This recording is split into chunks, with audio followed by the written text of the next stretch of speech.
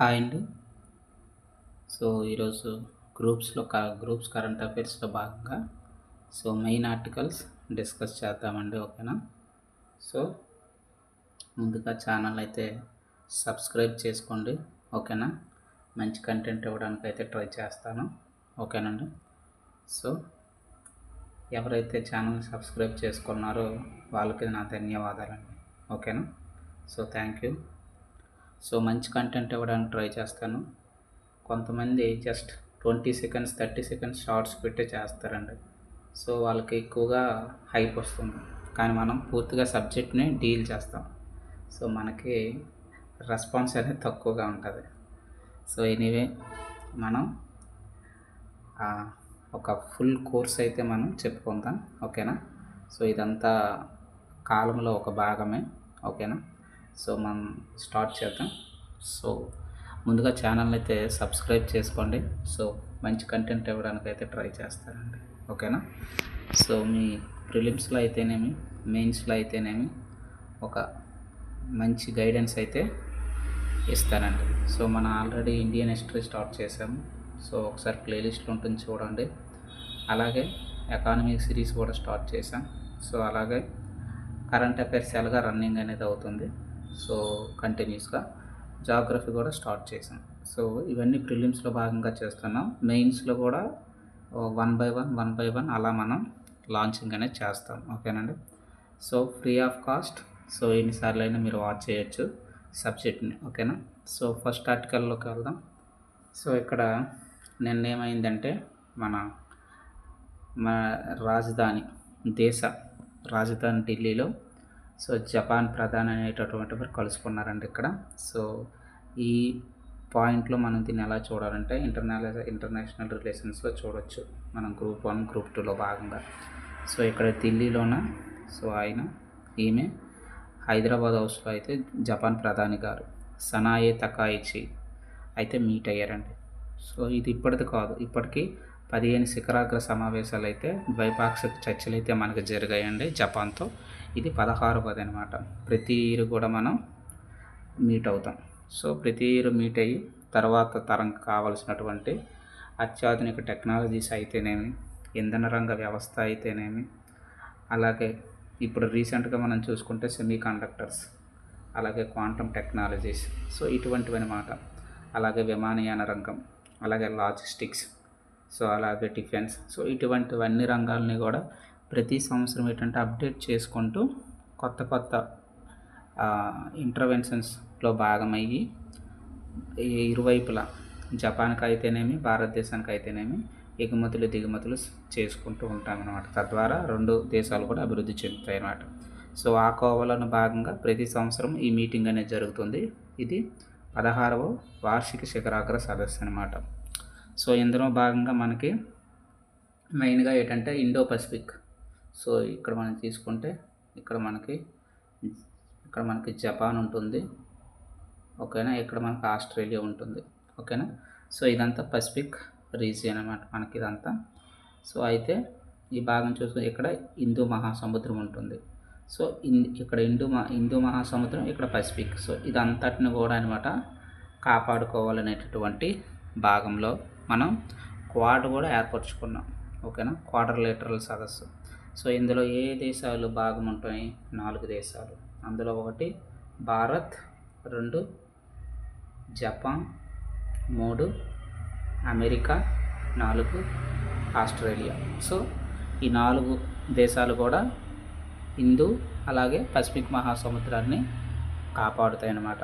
అంటే వ్యూహాత్మకంగా వాటి యొక్క భాగస్వామ్యంగా ఉండి వాళ్ళ యొక్క ఆర్థిక లక్ష్యాలు అయితేనేమి, ప్రపంచ దేశాలకి అనుగుణంగా ఇవి లక్ష్యాలను మార్చుకుంటూ ఆర్థికంగా ఎదుగుతాయి అన్నమాట. అందులో భాగంగానే అది కూడా ఇక్కడ చర్చించారని చెప్తున్నారనమాట ఈ ఆర్టికల్లో. మనం ఇక్కడ మెయిన్గా ఏంటంటే బయోగ్యాస్. ఓకేనా? మన దేశంలో ఒక 1000 బయోగ్యాస్ని, ఓకేనా, అలాగే సేంద్రియ ఎరువుల కర్మాగారాలని, ప్లాంట్స్ని కూడా మేము ఏర్పాటు చేస్తాము, ఆ ఏర్పాట్లో మీకు సహాయం చేస్తాము అనేసి జపాన్ ప్రధాని మనకు చెప్తున్నారనమాట, తకాయిచి. ఏంటి బయోగ్యాస్? ఇక్కడ చెప్తున్నారు చూడండి, బయోగ్యాస్. ఈ దేశంలో మనకి 1000 బయోగ్యాస్ అలాగే సేంద్రియ ఎరువుల కర్మాగారాలు నెలకొల్పుతామని చెప్తుందనమాట. జపాన్ అనేది సహకరిస్తాము అని చెప్తుంది. సో బయోగ్యాస్ అనేటటువంటిది మనం ముందుగా తెలుసుకోవాలన్నమాట. మనకు తెలిసిందే. సో బయోగ్యాస్ అంటే ఏమి కాదండి, జీవ జంతు ఓకేనా వ్యర్థాలు ఉంటాయి ఓకేనా, అలాగే గంధము ఓకేనా. సో ఇవన్నిటిని పేడ, ఆవు పేడ, సో ఇవన్నిటిని ఏం చేస్తామంటే మనకు భూమిలో ఏం చేస్తామంటే కుళ్ళి పెడతామన్నమాట. ఆక్సిజన్ లేకుండా మనం ఇవన్నిటిని భూమిలో కుళ్ళి పెడతామన్నమాట. ఇలా కుళ్ళు పెట్టినప్పుడు ఏమవుతుందంటే మనకి బయోగ్యాస్ అనేటటువంటిది ఫామ్ అవుతుంది. మనకి ఎగ్జామ్లో అడగడానికి అవకాశం ఉంటుంది అన్నమాట. ఈ బయోగ్యాస్ కంటెంట్ ఏముంటుంది అనేసి. సో బయోగ్యాస్లో మనకి ఏముంటుందండి, మీథేన్ ఉంటుంది, అలాగే కార్బన్ డైఆక్సైడ్ కూడా ఉంటుంది. సో ఈ రెండింటి యొక్క మిశ్రమమే మనకి బయోగ్యాస్ అనేది ఫార్మేషన్ అవుతుంది ఓకేనా. సో ఇందులో మీథేన్ కంటే ఎంత ఉంటుంది, 70% ఉంటుంది. కార్బన్ డైఆక్సైడ్ 30% అనేది ఉంటుంది అన్నమాట. సో ఇలా మనకి 360 డిగ్రీస్లో మనం ఏంటంటే కాన్సెప్ట్ని లింక్ చేసుకుంటూ చదవాలన్నమాట. సో ఎందులో వీళ్ళు సహకరిస్తున్నారు, బయోగ్యాస్. సో ఇది దేనికి ఉపయోగపడుతుంది, శక్తి రంగానికి ఉపయోగపడుతుంది. ఏ చాప్టర్లోకి వెళ్ళిపోతుంది, సైన్స్ అండ్ టెక్నాలజీలో భాగంగా ఇది వెళ్ళిపోతుంది. సో అలా మనం బ్యాకప్లో ఇవన్నీ వెనకన బ్యాక్గ్రౌండ్ వర్క్ చేసుకోవాలన్నమాట. సో అంతేకాకుండా సుమారు మనకి 5.93 లక్షల కోట్లు మేము రానున్న రోజుల్లో పెట్టుబడులుగా పెడతాము. జపాన్ కంపెనీస్ అన్నీ కూడా ఎక్కడని చెప్తున్నాయి అన్నమాట. సో ఆ కోవలో దీన్ని మనం చూడాలన్నమాట. అలాగే నేషనల్ రేడియో యాంటెన్నా ప్రాజెక్టు, అలాగే ఇవన్నీ అన్నమాట. సో మనం జాగ్రత్తగా చూసుకోవాలన్నమాట. ఎన్నో సదస్సు అని అడగచ్చు, 16వ వార్షిక సదస్సు.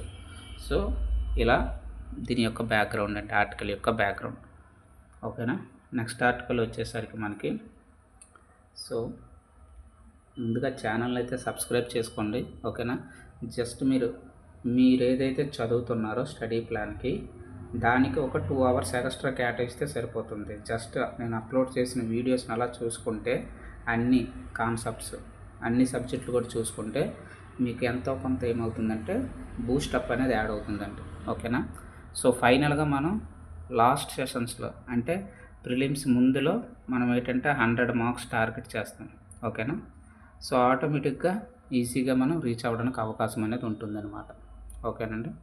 సో నెక్స్ట్ ఆర్టికల్ వచ్చేసరికి మనకు తిరుపతిలో ఏం అయిందంటే స్వర్ణాంధ్ర 2047 ఓకేనా.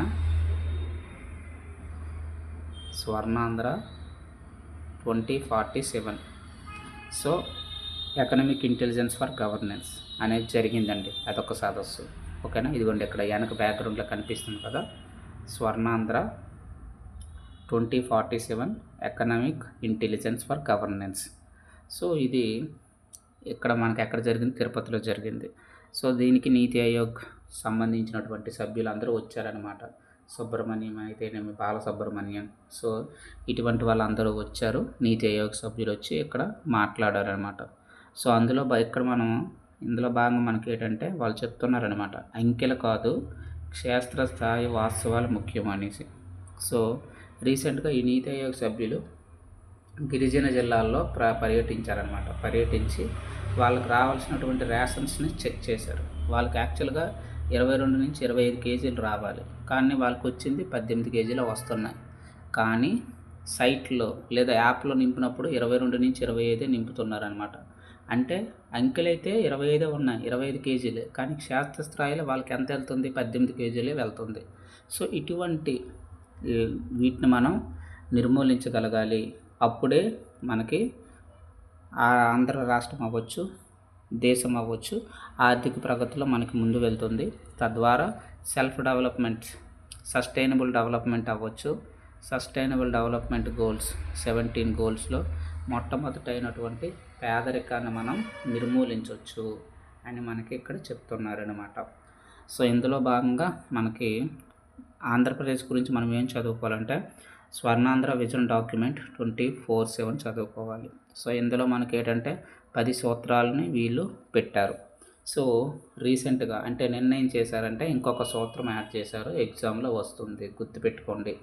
నేను చెప్పాను కదా 150 బిట్లు మనకి ఎగ్జామ్ ఉంటుంది ప్రిలిమ్స్లో ఇది ఒక బిట్, ఓకేనా. ఏ విధంగా నన్ను అడగొచ్చు, గుర్తుపెట్టుకోవాలి మనం. సో ఏంటదంటే 11వ సూత్రం యాడ్ చేసాం. ఏంటి ఆ సూత్రం అంటే ప్రైవేటు పెట్టుబడులు, ఓకేనా. Public private partnership. So private పెట్టుబడులు లేకుండా మన ఆంధ్ర రాష్ట్రం అనేటటువంటిది అభివృద్ధి చెందదు. కాబట్టి మేము ఈ సమావేశంలో స్వర్ణాంధ్ర 2047 ఎకనామిక్ ఇంటెలిజెన్స్, ఓకేనా, ఈ సమావేశంలో 11వ సూత్రం కూడా యాడ్ చేస్తున్నామని చెప్పారనమాట. సో ఆ డాక్యుమెంట్ ప్రతిని కూడా రిలీజ్ చేశారు. అదే కొత్త డాక్యుమెంట్ ఎక్స్ట్రా 11వ సూత్రం ఏంటంటే ప్రైవేటు పెట్టుబడులు అనేది గుర్తుంచుకోవాలి, ఓకేనండి. సో నెక్స్ట్ మనం చూసుకునేసరికి నెక్స్ట్ ఆర్టికల్ వచ్చేసరికి చూడండి ఇక్కడ. సో అలా ప్రతిదీ కూడా మనం చదువుకోవాలండి బ్యాక్ డ్రాప్లో, ఓకేనా. సో ముందుగా ఛానల్ని అయితే సబ్స్క్రైబ్ చేసుకోండి, మంచి కంటెంట్ ఇవ్వడానికి అయితే ట్రై చేస్తాను, ఓకేనా.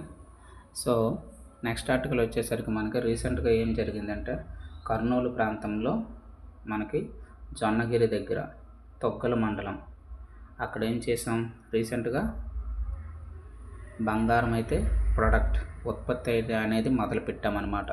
బంగారు ఉత్పత్తి యూనిట్లు అనేవి మొదలుపెట్టాం. ఆల్రెడీ అక్కడ ఉండేటటువంటి వాళ్ళు కూడా అది కొనుగోలు ప్రారంభించారనమాట. ఆ బిస్కెట్ మీద మనకి, సో ఇది బంగారం బిస్కెట్ అనుకుంటా మనకి. సో ఆంధ్రప్రదేశ్ మ్యాప్తో పాటుగా అలాగే జియో మైసూర్ వాళ్ళ యొక్క ప్రైవేట్ లిమిటెడ్ వాళ్ళ బొమ్మ కూడా ఉంటుందన్నమాట. అవి అయితే రిలీజ్ చేశారు, వాళ్ళు కొనుక్కుంటున్నారు, బాగానే ఉంది. సో ఇక్కడ ఏంటంటే రాష్ట్రంలో 1,50,000 హెక్టార్లకు పైగా మనకి ఖనిజాలు ఉన్నాయి, బంగారు నిక్షేపాలని చెప్తున్నారనమాట. సో వాటిని ఐడెంటిఫై చేశాము. అలాగే ఐడెంటిఫై చేసిన తర్వాత సంస్థలకు లీజుకి కూడా ఇస్తామని చెప్తున్నారు. సో ఆ కోణంలో ఈ ఆర్టికల్ మనం చూసుకోవాలి. So Andhra Pradesh mineral development corporation, Andhra Pradesh AP MDC, ఓకేనా. ఆంధ్రప్రదేశ్ మినరల్ డెవలప్మెంట్ కార్పొరేషన్ వాళ్ళు అయితే ఈ యొక్క ప్రాసెస్ అయితే స్టార్ట్ చేశారండి. సో ఇందులో భాగంగా మనం చూసుకుంటే దాదాపుగా రాష్ట్రంలో 14 ప్రాంతాల్లో 1,58,000 హెక్టార్లో 1,58,000 హెక్టార్లు ఏంటంటే బంగారు నిక్షేపాలు ఉన్నాయి అని చెప్తున్నారనమాట. సో దీన్ని మనం ఇంపార్టెంట్ అనమాట. సో దీనికి ఆంధ్రప్రదేశ్ ప్రభుత్వమే కాదు, సెంట్రల్ నుంచి కూడా ఫండ్ అనేది వచ్చిందనమాట. సో అందుకే మనకి ఈ ప్రాసెస్ అయితే స్టార్ట్ చేశారనమాట. ఎవరు జాతీయ స్థాయిలో మనకి ఈ ఫండ్ ఇస్తున్నారంటే మనకి జాతీయ ఖనిజాన్వేషణ అభివృద్ధి ట్రస్ట్, ఓకేనా. NMET అన్నదే ఈ సంస్థ అనేటటువంటిది ఎవరైతే ఖనిజాలు ఉత్పత్తి చేస్తారు లేదా ఖనిజ తవ్వకాల్లో ఉపయోగపడడానికి సెంట్రల్ నుంచి ఇది స్పాన్సర్డ్ స్కీమ్ అనమాట, ఓకేనా.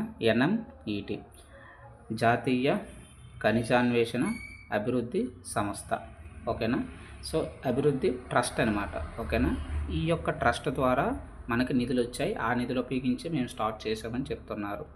సో యాక్చువల్గా మనకి ఏంటంటే ఈ ప్రాసెస్ అనేది 4 దశలుగా జరుగుతుందండి.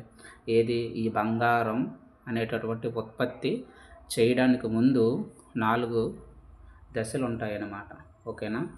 సో మనకి ఏంటంటే ముందు దశ చూసుకుంటే అక్కడ స్టార్టింగ్ ఏం చేస్తారంటే ఏదో ఒక ప్రాంతం తీసుకుంటారనమాట. ఆ ప్రాంతం యొక్క మట్టిని చెక్ చేస్తారు మొదటగా. సో దీన్ని మనం ఏంటంటామంటే దీన్ని మనం జియోలాజికల్ 4 అని అంటాం, ఓకేనా. ఇది ఫస్ట్ స్టెప్.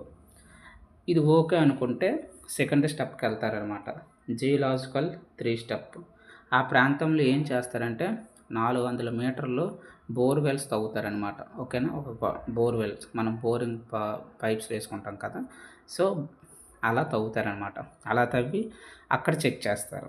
అది సెకండ్ స్టెప్ అనమాట, G3 అంటాం.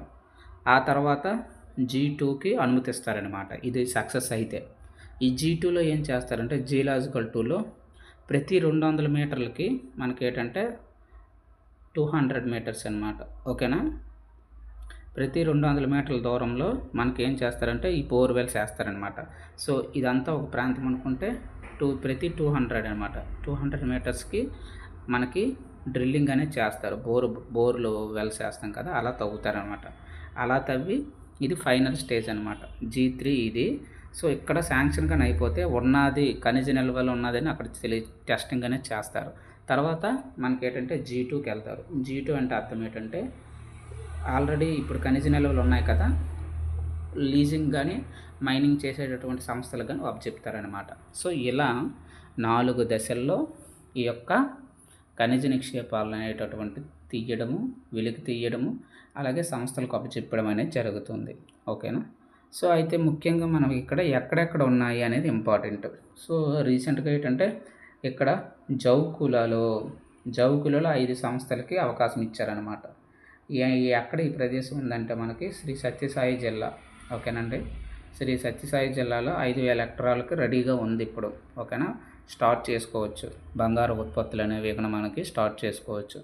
ఇదంతా అలాగే ఇంకా రామగిరిలో 2,000 హెక్టార్లు రెడీగా ఉంది మనకి. ఓకేనా? అది ఎక్కడ ఉంది? శ్రీ సత్యసాయి జిల్లాలోనే ఉందన్నమాట. సో, అది కూడా మనకు 2,000 హెక్టార్లు రెడీగా ఉంది. మీరు అబ్జర్వ్ చేస్తే ఇక్కడ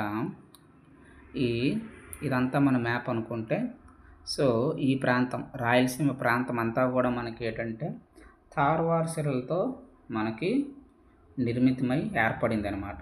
తార్వార్ శిలలతో ఇవి ఏంటంటే 2,500 కోట్ల సంవత్సరాల క్రితం మనకి ఏర్పాటు అనేది జరిగాయండి అనమాట. భూమిలో ఉండేటటువంటి అధిక టెంపరేచరు, అలాగే అధిక పీడనం వల్ల భూమిలో ఉండేటటువంటి పలకలు అనేటటువంటివి మనకి ఏమవుతాయంటే చలనం చెంది ఈ యొక్క శిలలుగా ఏర్పడతాయి అన్నమాట. అవే మనకి తార్వార్ శిలలు అని అంటాం. ఈ తార్వార్ శిలలు ఎలా ఏర్పడతాయంటే అవక్షేపణ శిలలు, రూపాంతర శిలలు. ఓకేనా? అవక్షేపణ శిలలు అంటే సిడిమెంటరీ రాక్స్ అంటాం. ఓకేనా? రూపాంతర శిలలు మెటామార్ఫిక్ రాక్స్ అంటాం. సో, ఈ అవక్షేపణ శిలలు, రూపాంతర శిలలు కలిపి మనకి తార్వాల్ శిలలుగా ఏర్పడతాయి అన్నమాట. ఓకేనండి. సో, అందువల్ల ఈ శిలల్లో మెయిన్ ఏంటంటే మనకి చాలా గట్టిగా ఉంటుందన్నమాట. పొరలుగా ఏర్పాటు అనేది జరుగుతుంది. సో, మనం ఎప్పుడైతే ఈ పొరలుగా ఏర్పాటు జరుగుతుందో మనం డ్రిల్లింగ్ చేస్తే ఆటోమేటిక్గా ఎక్కడో దగ్గర మనకు తగులుతుంది అనమాట ఈ బంగారం. ఆ రాతి పొరల మధ్యన వీళ్ళకి దొరుకుతుంది. ఓర్ని సబ్స్ట్రాక్ట్ చేసుకొని ఉత్పత్తి అనేటటువంటిది స్టార్ట్ చేస్తారు. ఓకేనా?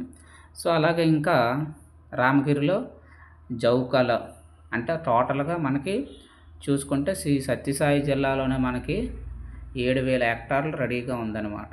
జౌకు అనే ప్రాంతంలో ఒక దగ్గర, సత్యసాయిలోన, అలాగే మనకి రామగిరి. సో, ఈ రెండిట్లు కలుపుకొని 7,000 హెక్టార్లు రెడీగా ఉంది. ఇంకొక దగ్గర చిగురుగుంటలో 12,500 రెడీగా ఉందన్నమాట కేజీలు అయితే. అది కూడా మనకి చిత్తూరు జిల్లాలోనే. ఓకేనా? చిత్తూరు జిల్లాలో చిగురుకుంటలో రెడీగా ఉందన్నమాట. సో, ఇక్కడ కూడా మనకి దాదాపుగా ఏంటంటే మనకి బంగారం 22 లక్షల టన్నుల బంగారం నిల్వ అనేది ఇక్కడ ఉన్నదని చెప్తున్నారనమాట. ఓకేనండి. సో, ఇలా మనం బిట్ అనేది ఎలాగైనా మనకి ఇక్కడ రావచ్చు అనమాట. సో, మనం ఈ ప్రాసెస్ అంతటిని చూసుకోవాలన్నమాట.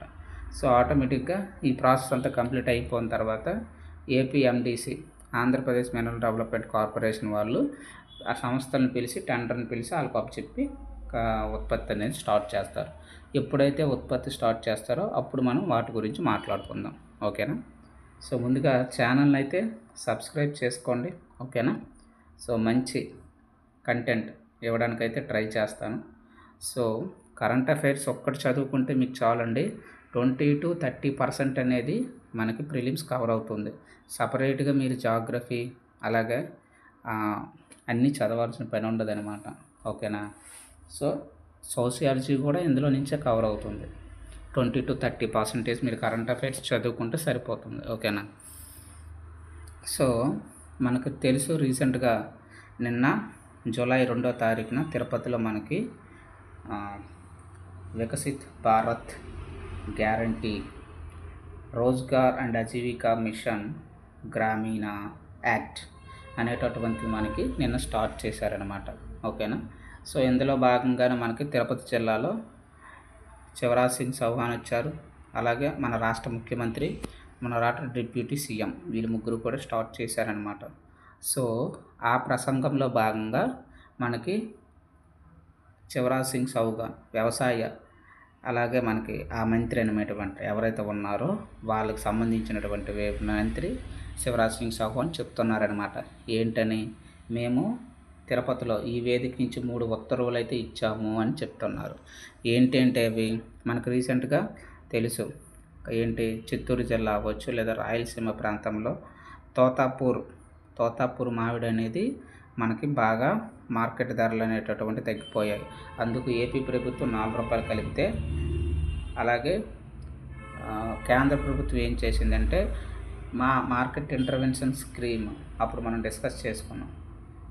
మార్కెట్ ఇంటర్వెన్షన్ స్కీమ్ ద్వారా మేము కూడా దీనికి సహాయం చేస్తాము అని చెప్పింది అనమాట. ఎంత, 2,12,000 టన్నుల తోతాపూర్ మామిడిని కొంటామని చెప్తుంది.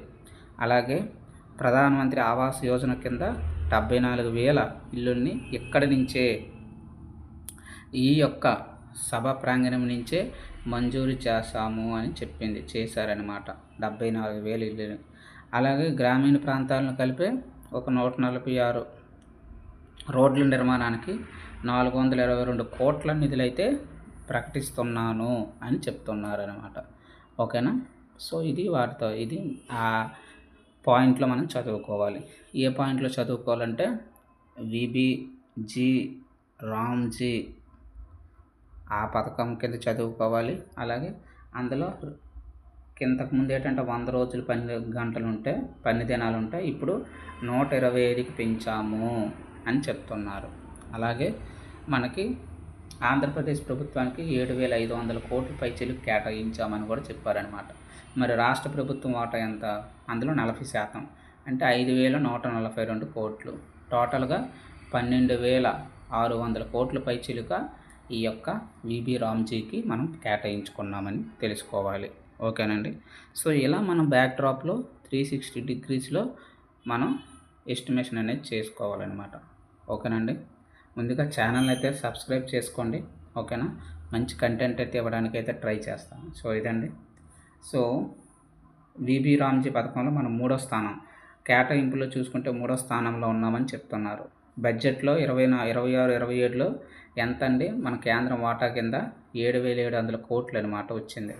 యాక్చువల్గా బడ్జెట్లో అన్ని రాష్ట్రాలకి ఎన్ని కోట్లు కేటాయించారంటే 96,000 కోట్ల పైచిలు కేటాయించారన్నమాట. అందులో మనకు ఒక 7,700 కోట్లు కేటాయించారు. ఓకేనా. సో అది ఇక్కడ చెప్తున్నారనమాట. సో మిగిలింది 5,500 కోట్లు, 5,145 కోట్లు కలుపుకుంటే మనకు టోటల్గా 12,000 పైచిలు కోట్లు వచ్చిందనమాట. దాదాపుగా 12,845 కోట్లు ఈ పథకానికి కేటాయించాం, స్టేట్ది కూడా కలుపుకుంటే. ఓకేనండి. సో నెక్స్ట్ ఇండస్ట్రీలోకి వెళ్ళిపోతుంది, ఇండస్ట్రియల్ సెక్టార్. ఓకేనా. సో ఒక 2,000 కోట్లతో అయితే మనం క్యాథోడ్ ఉత్పత్తి అనేది ఇక్కడ చేస్తున్నామని చెప్తున్నారు అన్నమాట. ఎక్కడ, చిత్తూరులో. ఓకేనా, గుడిపల్లిలో. ఓకేనా. క్యాథోడ్ ఉత్పత్తి ఏంటి? క్యాథోడ్ ఉత్పత్తి అంటే మనం ఎలక్ట్రానిక్ వెహికల్స్ తయారు చేస్తాం. సో ఇందులో మనకి ఏమేమి కావాలి? Main component lithium ion batteries. ఓకేనా. అలాగే ఎలక్ట్రానిక్స్ చిప్స్, అందులో కూడా బ్యాటరీస్ కావాలి.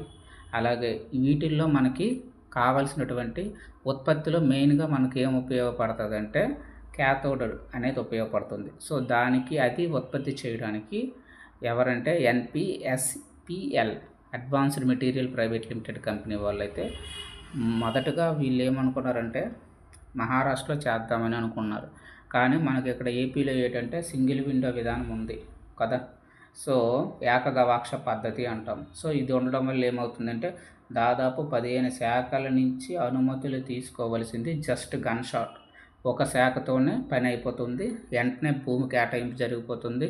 దానికి కావాల్సినటువంటి విద్యుత్ కనెక్షన్, రోడ్లకు మౌలిక సదుపాయాలు అన్నీ కూడా ఎట్ ఏ టైం 1 షాట్లో వచ్చేస్తున్నాయి. కాబట్టి ఆంధ్రప్రదేశ్కి వీళ్ళు షిఫ్ట్ అయ్యారని చెప్తున్నారనమాట ఇక్కడ.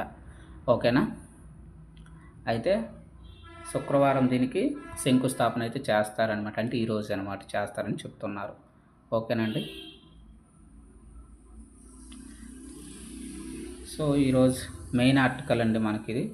సో ఇక్కడ మనం చూసుకుంటే చూడండి ఒకసారి, మనకి ఎప్పుడు కూడా కనీసం 40 to 50 మినిట్స్ అనేవి కరెంట్ అఫైర్స్ ఉంటుందండి. ఎందుకంటే డెప్త్ అనేది ఎక్కువ ఉంటుంది మనకి.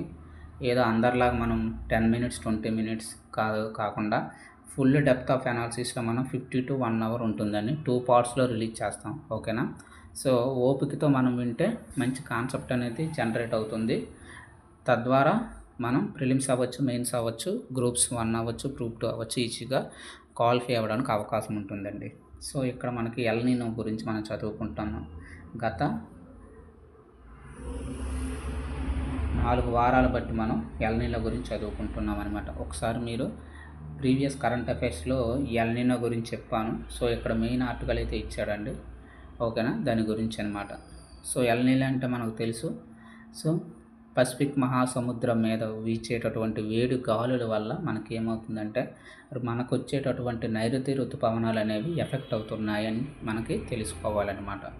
ఏంటి ఎల్ నినో ఎఫెక్ట్ అంటే, సో బ్రీఫ్గా చెప్తాను. ఇక్కడ ఒకసారి చూడండి. సో ఇది మన ప్రాంతం తీసుకుంటే ఇక్కడ, సో ఇది మనకేమంటే సౌత్ అమెరికా తీసుకోండి. ఇక్కడ ఏముంటుంది, ఆస్ట్రేలియా ఉంటుంది. ఇక్కడ ఏముంటుంది, మడగాస్కర్ ఉంటుంది.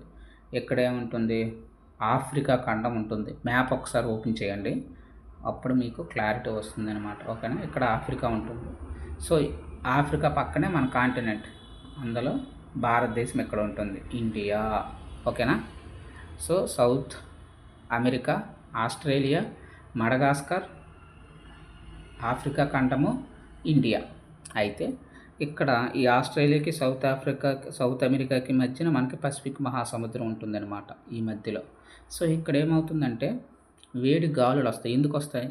ఎందుకు వస్తాయి అంటే మనం చూసుకుంటే ఇక్కడ భూమధ్య రేఖకి ఇక్కడ సూర్యకిరణాలు అనేటటువంటివి ఇక్కడ మనకు పడతాయి కదా. ఈ సూర్యకిరణాలు ఇక్కడ పడి ఈ పసిఫిక్ మహాసముద్రం వేడెక్కుతుందన్నమాట. వేడెక్కడం వల్ల గాలి అనేటటువంటిది మనకి తూర్పు నుంచి పడమరకు ఇలా వీస్తుందన్నమాట. ఓకేనా. ఇలా వేయడం వల్ల ఏమవుతుందంటే ఇక్కడ హై ప్రెజర్ ఉంటుంది. ఎక్కడ, సౌత్ అమెరికా దగ్గర హై ప్రెజర్ ఉంటుంది. ఆస్ట్రేలియా దగ్గర మనకి లో ప్రెజర్ ఉంటుంది. ఓకేనా. సో ఎప్పుడైతే ఈ గాలి అనేటటువంటిది సౌత్ అమెరికా నుంచి ఆస్ట్రేలియా వైపుకి దూసుకొస్తుందో ఈ గాలి ఇక్కడ ఈ వేడెక్కుతుంది కదా, ఈ సముద్రం అనేది వేడెక్కి ఈ వేడెక్కినటువంటి నీళ్లు పైకి నీటి ఆవిరి రూపంలో వెళ్ళి ఆ గాలి అనేటటువంటిది ఆ ఆస్ట్రేలియా ఖండం మీదకి తోస్తుంది అనమాట. సో అప్పుడు ఆస్ట్రేలియా ఖండం దగ్గర ఏమవుతుంది, తక్కువ ప్రెజర్ ఉంటుంది. అలాగే మనకిక్కడ సౌత్ అమెరికా దగ్గర ఎక్కువ ప్రెజర్ ఉంటుంది.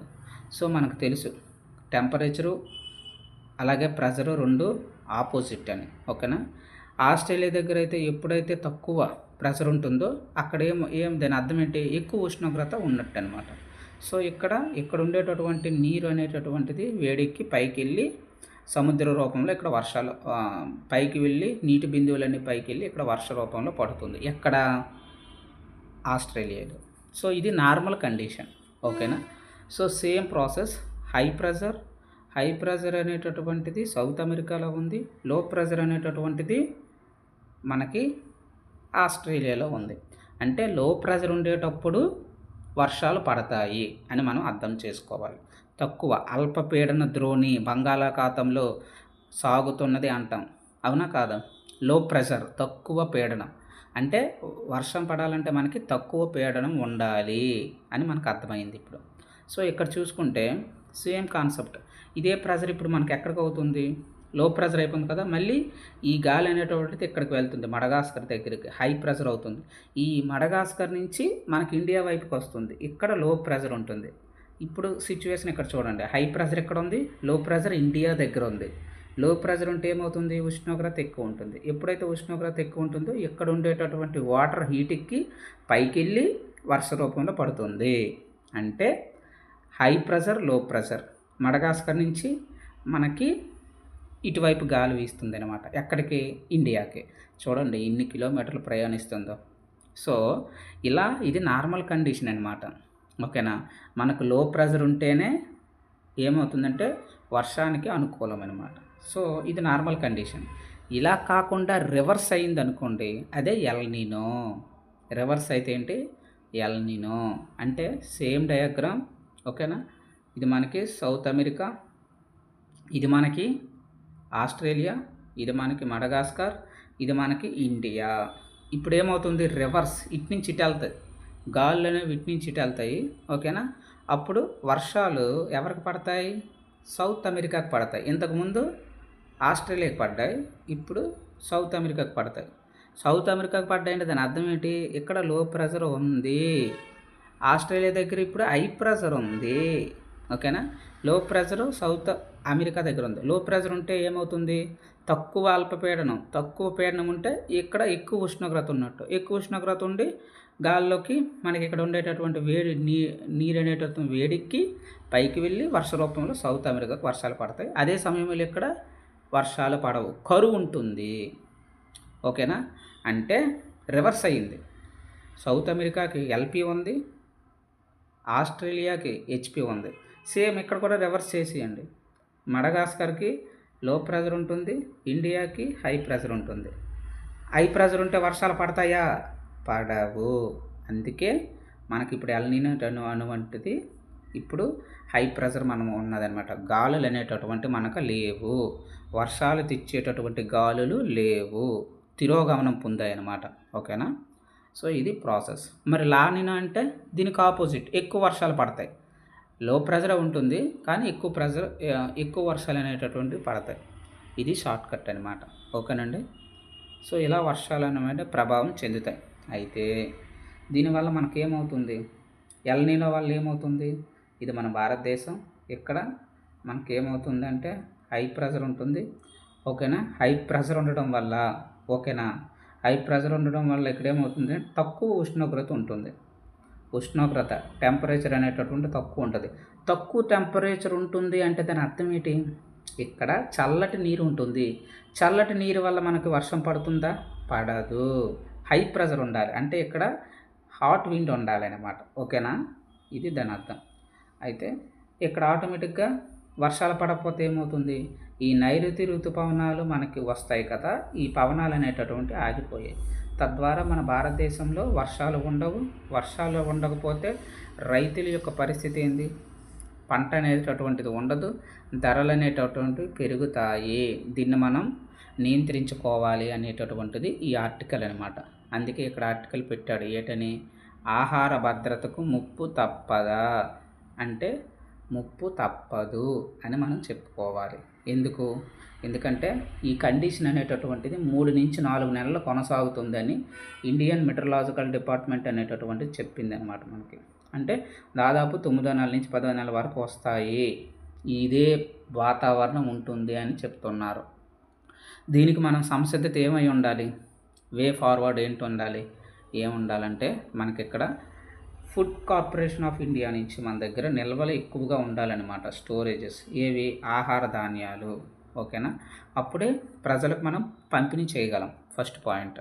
అయితే ఈ ఆహార ధాన్యాలు పంపిణీ చేస్తాం, బాగానే ఉంది. ఎంతవరకు? ఖరీఫ్ సీజన్ అయినంత వరకు. మరి తర్వాత పరిస్థితి ఏంది? రబీ సీజన్. అప్పుడు మరి ఆహార ధాన్యాలు ఉండవు, అయిపోతాయి. సో ఒక 6 నెలల దాకా మన భారతదేశానికి సరిపోతాయి. తర్వాత పరిస్థితి ఏంది? అవ్వదు. సో మరి పర్మనెంట్ సొల్యూషన్ ఏంటంటే వర్షాధార ప్రాంతం. ఇప్పటికీ మన భారతదేశం దాదాపు 60% పంటలు వర్షాధారం మీద ఉన్నాయి. ఎక్కడో బోర్ల మీద నడుస్తున్నాయి కానీ ఆ భూమిలో ఉండేటటువంటి నీరు కూడా ఇప్పుడు అయిపోతుంది. సో వర్షాధార ప్రాంతం మంది కాబట్టి ఇప్పుడు మనం ఏం చేయాలంటే పంటలని మార్చాలి. ఏ పరిస్థితికి వెళ్ళాలంటే తక్కువ నీటిని తీసుకునేటటువంటి పంటలను పండించాలి. తృణధాన్యాలకి వెళ్ళాలి, చిరుధాన్యాలకు వెళ్ళాలి, మైక్రో ఇరిగేషన్, సూక్ష్మ సేద్యం చేయాలి. అలాగే సహజ వ్యవసాయం చేయాలి, నేచురల్ ఫార్మింగ్ చేయాలి, అలాగే సేంద్రియ వ్యవసాయం చేయాలి. ఇలా ఇటువంటివన్నిటి కూడా మనం తీసుకోవాలన్నమాట. అప్పుడే మనకి ముప్పు అనేటటువంటి తప్పుతుంది, లేకపోతే ముప్పు తప్పదు అని వీళ్ళు చెప్తున్నారు. ఓకేనండి?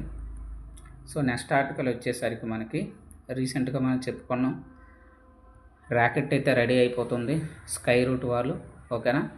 సో ప్రైవేట్గా తయారు చేసినటువంటి ఇదే మొట్టమొదటిది ఇది.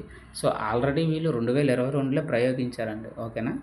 అయితే ఇది ఫుల్ వెర్షన్ కాదు మనకి. ఇదైతే లోవర్ ఎర్త్ ఆర్బిట్లో ఇదైతే ప్రవేశపెడుతున్నారనమాట. 400 కిలోమీటర్ రేంజ్ అనమాట భూమి చుట్టూ. ఆ కక్షలో విడిచిపెట్టేటటువంటి ఇది ర్యాకెట్. ఓకేనా? స్కై రూట్ వాళ్ళైతే దీన్ని తయారు చేస్తున్నారు. సో అది మనకి ఇక్కడ సంబంధించినటువంటిది. సో మొత్తానికి ఇదిగోండి ఎక్కడైతే రెడీ చేసి ఉంచి అన్నీ చెక్ చేస్తున్నారనమాట. థ్రస్ట్ పనిచేస్తుందా లేదా, ఓకేనా. ద్రవ ఇంజన్, అలాగే ఘన ఇంజిన్, అన్ని ఇంజిన్‌ని స్టేజ్ బై స్టేజ్ 1, 2, 3 అన్ని స్టేజ్‌లని చెక్ చేస్తున్నారండి ఇక్కడ. సో సాంకేతిక సమస్యలు ఏవైనా వస్తున్నాయా లేవో చెక్ చేస్తున్నారు. సో లాంచ్ ప్యాడ్ అయితే రెడీగా ఉంది. లాంచ్ ప్యాడ్ శ్రీహరికోటలో పెట్టి ఆ ర్యాకెట్‌ని చెక్ చేస్తున్నారనమాట. వన్స్ ఇది గాని సక్సెస్ అయిపోతే మేము ఈ నెల నుంచి ఎంతవరకు అంటే దాదాపుగా మనకి ఆగస్టు మధ్యలో, ఆగస్టు 4వ తేదీ మధ్యలో అయితే మేము ప్రయోగం నిర్వహిస్తామని చెప్తున్నారనమాట. స్కై రూట్ ఏరోస్పేస్ వారు అయితే చెప్తున్నారు. సో వన్స్ ఇది కానీ సక్సెస్ అయితే మనకి సో ప్రైవేట్ రంగంలో కూడా ఇది మొట్టమొదటి ర్యాకెట్, ఓకేనా, ఆర్బిటాల్లో సక్సెస్ఫుల్గా ప్రవేశపెట్టేటటువంటిదే అవుతుందన్నమాట. లోవర్ ఎర్త్ ఆర్బిట్ మాత్రమే, ఓకేనా. సో అది ఇది యొక్క సిద్ధంగా ఉంది అని చెప్తున్నారు విక్రమ్ 1. సో మనకి ఇక్కడ విద్యుత్ పరికరాలకు కూడా హెల్త్ ఇండెక్స్లు ఇస్తున్నారనమాట. మనకు తెలుసు ట్రాన్స్కామ్, డిస్కిమ్లు, ట్రాన్స్కామ్లు ఉంటాయి కదా. ఈ ట్రాన్స్కోలో చూసుకుంటే మనకి ఇవి విద్యుత్తుని ఏం చేస్తాయంటే ఒక సబ్స్టేషన్ నుంచి ఇంకో సబ్స్టేషన్కి ఇవి ట్రాన్స్ఫర్మేషన్ అనేది చేస్తాయి అన్నమాట. త్రూ సబ్స్టేషన్ ద్వారా మనకి ఇంటికి అనేది గ్రిడ్ ద్వారా వస్తుంది.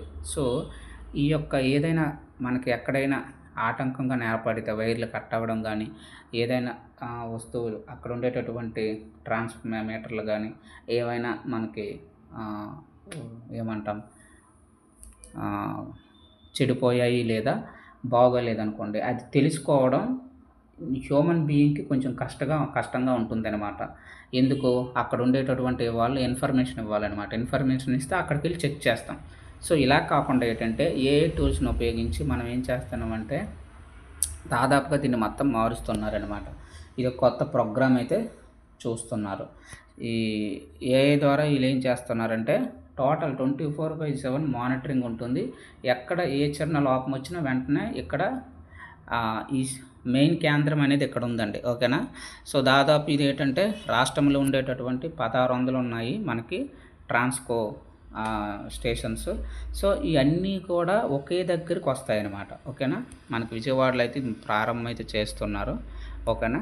సో దీనివల్ల మనకి ఏమవుతుందంటే ఎట్ ఏ టైం ఖర్చులు తగ్గుతాయి. ఎక్కడైనా విద్యుత్ అంతరాయం కానీ జరిగితే వితిన్ ఫ్రాక్షన్ ఆఫ్ సెకండ్స్లో మనకు నోటిఫికేషన్ వస్తుంది. ఈజీగా అక్కడికి మనం వెళ్ళి రికవరీ చేయొచ్చు, బాగు చేయొచ్చు అని వీళ్ళ యొక్క చెప్తున్నారు. సో ఇది ఒక మంచి ట్రాన్స్ఫార్మర్లు అయితే ఆన్లైన్ కానీ ఆఫ్లైన్ కానీ మానిటరింగ్ ఈజీగా చేయొచ్చు. సో ఇది త్వరలో అయితే వస్తుంది అని చెప్తున్నారు. ఒకవేళ వస్తే మంచిదే.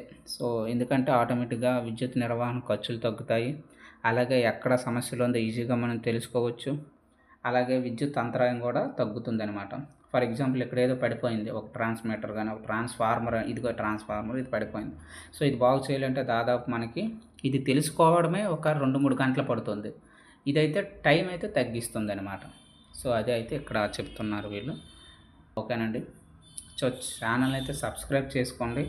మంచి కంటెంట్ ఇవ్వడానికి అయితే ట్రై చేస్తాను, ఓకేనా. టోటల్ అన్నిటికి కూడా మనకు కవర్ అవుతుందండి, ఓకేనా. సో ఈరోజైతే మనకి ఏం చేస్తున్నారంటే చూడండి, మనకి రాయలసీమలో అయితే సో JSWR స్టీల్ లిమిటెడ్, ఓకేనా.